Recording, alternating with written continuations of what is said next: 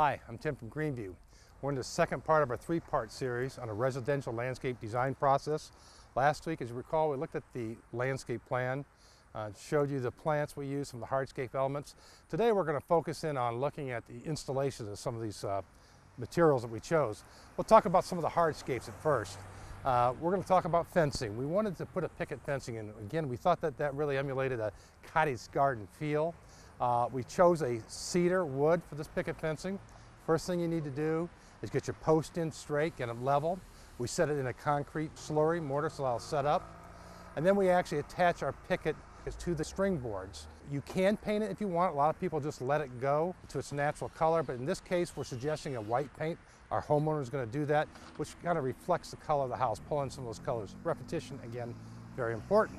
We also talked last week about using flagstone edging. We're going to show you the installation of the edging. What we're doing today is placing the ground. You have to make sure it's level. We're putting on bare soil. We're not putting any type of footings or mortar underneath of it, but we are cutting the seams, which is very important to give you a nice, solid, tight fit.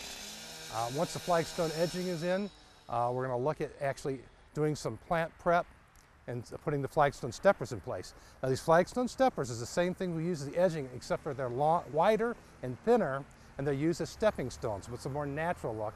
Again, it gives you more of that cottage garden feel. They are placed bare ground. In this particular case, we're putting a polypropylene fabric underneath of them. It's a breathable fabric because we're going to use an inorganic mulch here. We're going to use a rock mulch, and that was chosen for maintenance purposes for the homeowner.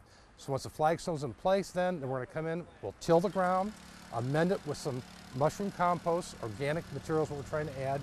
The more organic material, the better nutrient uptake. Once we do that, we're going to do our plantings.